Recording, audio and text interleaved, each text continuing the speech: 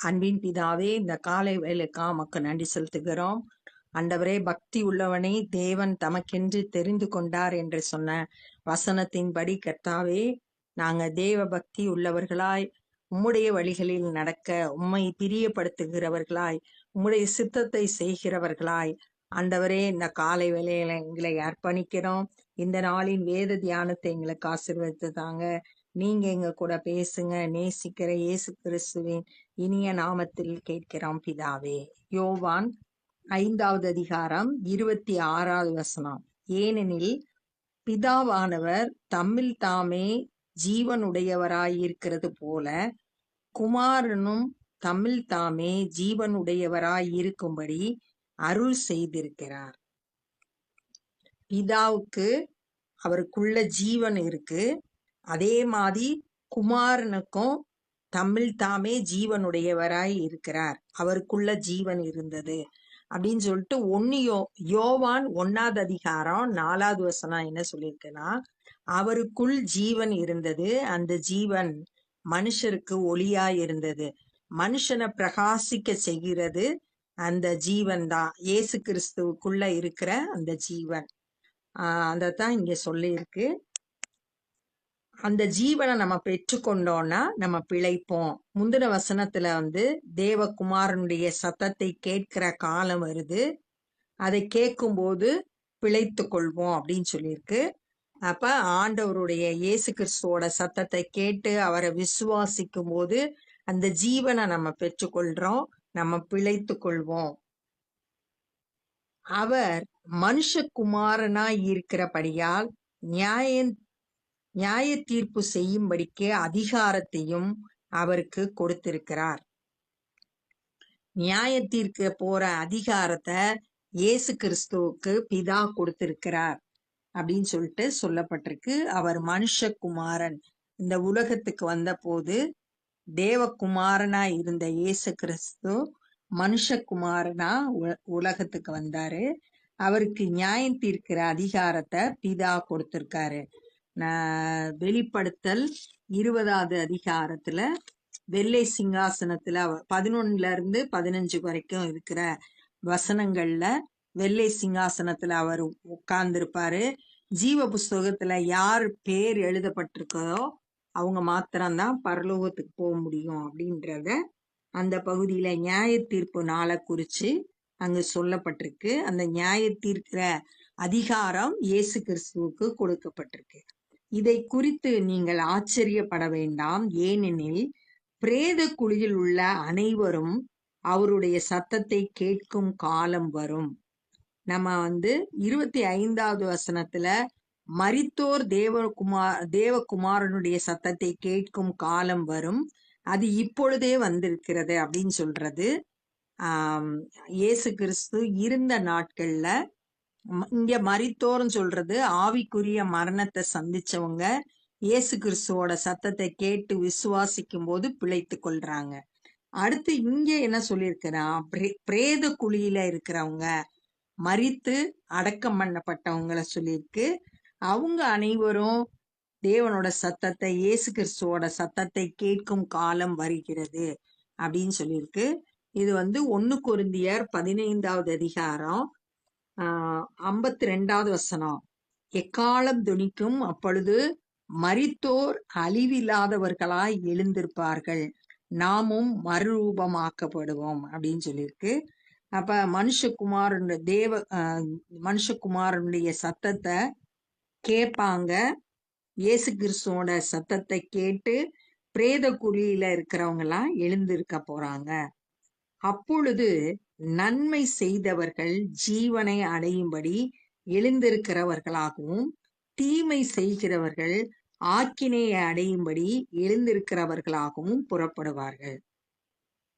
இப்ப 2ஆ பிரிக்கிறாங்க, நன்மை செய்கிறவர்கள், தீமை செய்கிறவர்கள்.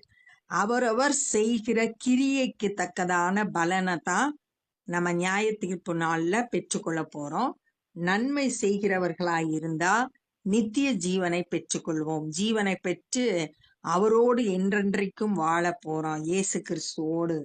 தீமை செய்கிறவர்களுக்கு தண்டனை அடையும்படி, அழுகையும் பற்கடிப்பும் நிறைந்த நரகத்துக்கு தள்ளப்படுவார்கள் அப்படின்னு சொல்லிட்டு அதுக்காக அவங்க எழுந்திருக்கிறார்கள். இதுல ரோமர் 2வது அதிகாரம் 7வது வசனம், சோர்ந்து போகாமல் நற்கிரியைகளை செய்து மகிமையும் கனத்தையும் அழியாமையும் தேடுகிறவர்களுக்கு நித்திய ஜீவனை அளிப்பார் அப்படின்னு சொல்லியிருக்கு. அதே அதிகாரம் ரோமர் 2வது அதிகாரம் 9வது வசனத்துல, பொல்லாங்கு செய்கிற எந்த மனுஷ ஆத்மாவுக்கும் உபத்திரவமும் வியாகுலமும் உண்டாகும் அப்படின்னு சொல்லியிருக்கு. நம்ம இந்த உலக வாழ்க்கையில எப்படி செயல்படுகிறோமோ அதுக்குரிய பலனை நம்ம நியாய தீர்ப்பு நாள்ல பெற்றுக்கொள்ள போறோம். அவனவன் கிரியைக்கு தக்கதான பலனை பெற்றுக்கொள்வான். நான் என் சுயமாய் ஒன்றையும் செய்கிறதில்லை. இயேசு கிறிஸ்து தன்னை பத்தி சொல்றாரு, என்னுடைய விருப்பத்தின்படி நான் எதையும் செய்யறதில்ல, நான் கேட்கிறபடியே நியாயம் தீர்க்கிறேன். நான் கேட்கிறபடி அப்படின்னா பிதாவினிடத்துல எதை கேட்கிறேனோ அதன்படிதான் நியாயம் தீர்க்கிறேன். இதே அதிகாரத்துல 19வது வசனத்துல பார்த்தோம், நான் பிதா என்ன செய்கிறாரோ அதை நான் பார்த்து அதையே செய்கிறேன் அப்படின்னு சொல்லிட்டு சொல்றாரு.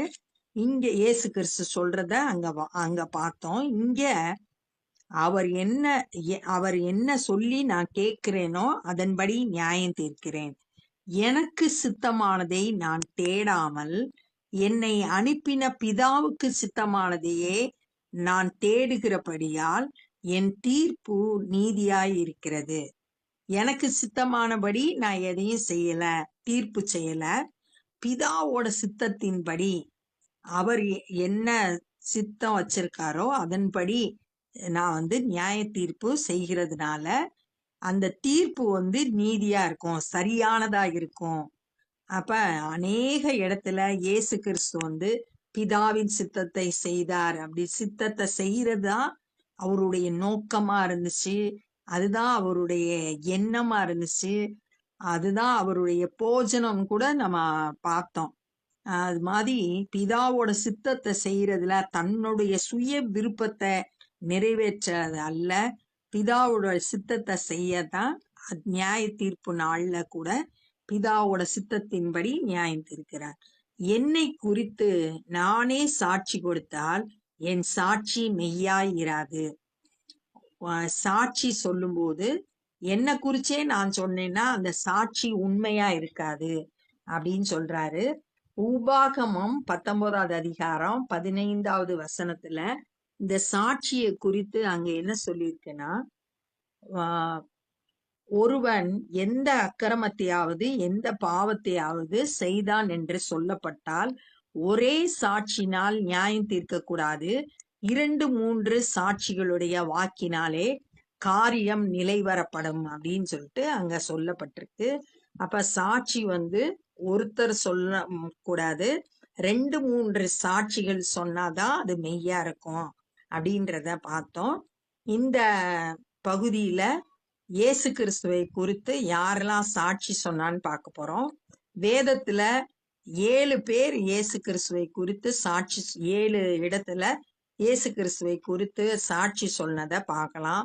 1 யோவான் சுவிசேஷகன், 2 இயேசு கிறிஸ்துவோட கிரியைகள், இயேசுவ தேவகுமாரன் என வெளிப்படுத்தது, பிதா சாட்சி கொடுத்தார், வேத வாக்கியங்கள் இயேசு கிறிஸ்துவை குறித்து சாட்சி கொடுத்தது, இயேசு தம்மை குறித்தே சாட்சி கொடுத்தார், பரிசுத்த ஆவியானவர் இயேசுவை குறித்து சாட்சி கொடுத்தார், சீசர்கள் இயேசுவுக்கு சாட்சியா இருந்தார்கள்.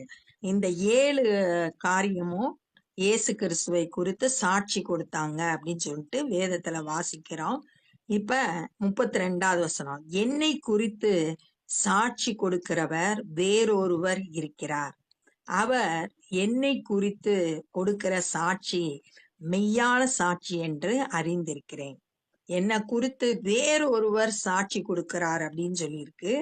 இது பிதா கொடுத்த சாட்சிய இங்க சொல்லப்பட்டிருக்கு.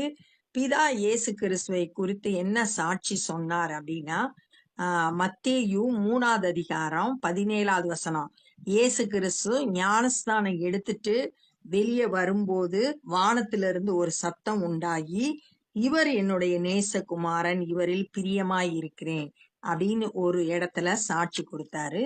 மறுரூப மலையில மத்தேயு 17வது அதிகாரம், அங்கு வானத்திலிருந்து ஒரு சாட்சி 5வது வசனம், அவன் பேசுகையில், இதோ ஒளியுள்ள ஒரு மேகம் அவர்கள் மேல் நிழலிட்டது, இவர் என்னுடைய நேசகுமாரன், இவரில் பிரியமாயிருக்கிறேன், இவருக்கு செவி கொடுங்கள் என்று அந்த மேகத்திலிருந்து ஒரு சத்தம் உண்டாயிற்று. இது பிதாவோட சத்தம் இயேசு கிறிஸ்துவை குறித்து சாட்சி கொடுக்கிறார்.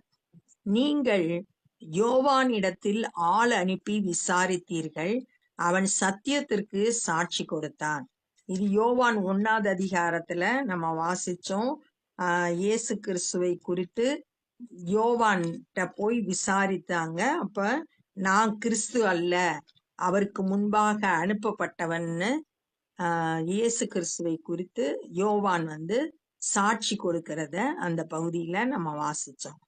நான் ஏற்றுக்கொள்ளுகிற சாட்சி மனுஷருடைய சாட்சி அல்ல, நீங்கள் ரட்சிக்கப்படுவதற்காகவே இவைகளை சொல்லுகிறேன்.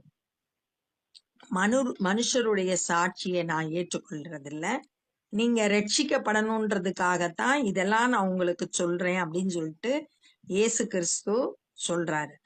அவன் எரிந்து பிரகாசிக்கிற விளக்காய் இருந்தான். எரிந்து பிரகாசிக்கிற, இங்கிலீஷ் பைபிள்ல பர்னிங் அண்ட் ஷைனிங் லேம்ப், எரிந்து அப்புறம் பிரகாசிக்கிற விளக்காய் இருந்தான். இங்க இது யார சொல்லியிருக்குன்னா யோவான் ஸ்நானகனை குறித்து சொல்லப்பட்டிருக்கு. அவர் வெளிச்சம் கொடுக்கிற விளக்காய் இருந்தார் அப்படின்னு சொல்லியிருக்கு. வெளிச்சம் கிடையாது, இயேசு கிறிஸ்து தான் வெளிச்சம். யோவான் விளக்காய் இருந்தார், எரிந்து பிரகாசிக்கிற விளக்காய் இருந்தார். அவர் வெளிச்சம் கொடுத்தாரு, இயேசு கிறிஸ்துவை குறித்து சாட்சி கொடுத்தாரு. அந்த சாட்சி நீங்களும் இயேசு கிறிஸ்துவை குறித்து சாட்சி யோவான் ஸ்நானகன் கொடுத்தார். நீங்களும் சில காலம் அவன் வெளிச்சத்திலே கலிகூற மனதாய் இருந்தீர்கள். ஜனங்கள் அவரிடத்துல போய் அவர் சொன்ன உபதேசத்தை கேட்டு கொண்டு வனாந்திரத்துல இருந்தா கூட ஜனங்கள் யோவான் ஸ்நானகனை தேடி போய் அந்த உபதேசத்தை பெற்று கொண்டாங்க. அவன் வெளிச்சத்திலே சில காலம் அப்படின்றது, யோவான் ஸ்நானகன் கொஞ்ச காலம்தான் இந்த உலகத்துல வாழ்ந்தார். அந்த வாழ்ந்த நாட்கள்ல ஜனங்கள் அவரிடத்துல போய் அவர் சொல்லுகிற உபதேசத்தை கேட்டு கலிகூற மனதாய் இருந்தார்கள். கேட்டு இயேசு கிறிஸ்துவை குறித்து அவங்க அறிந்து கொண்டார்கள் அப்படின்றத பாக்குறோம். அப்ப இந்த நாள்ல நம்ம என்னெல்லாம் கற்றுக்கொண்டோம்னா, நியாய தீர்ப்புன்ற செய்கிற அதிகாரம் இயேசு கிறிஸ்துவுக்கு கொடுக்கப்பட்டிருக்கு. மனுஷகுமாரனுடைய சத்தத்தை பிரேத குழியில இருக்கிறவங்க இயேசு கிறிஸ்துவோட சத்தத்தை கேட்பாங்க. நன்மை செய்கிறவங்களுக்கு ஜீவனை அடையும்படி எழுந்திருப்பாங்க. தீமை செய்தவர்கள் தண்டனை பெறும்படி எழுந்திருப்பார்கள் அப்படின்னு சொல்லிட்டு சொல்லப்பட்டிருக்கு. இயேசு கிறிஸ்து நியாயம் தீர்க்கும் போது தன்னுடைய விருப்பத்தின்படி செய்யறதில்ல, பிதா அவரை அனுப்பின பிதா என்ன சொல்றாரோ அதையே தீர்ப்பு செய்யறதுனால இயேசு கிறிஸ்துவோட தீர்ப்பு ரொம்ப சரியா இருக்கும். இயேசு கிறிஸ்துவை குறித்து சாட்சி கொடுக்கிறது பத்தி நாம் அடுத்து சொல்லப்பட்டிருக்கு. பிதா சாட்சி கொடுக்கிறாரு. அந்த சாட்சி மெய்யா இருக்கு, மெய்யான சாட்சி அப்படின்னு சொல்லப்பட்டிருக்கு.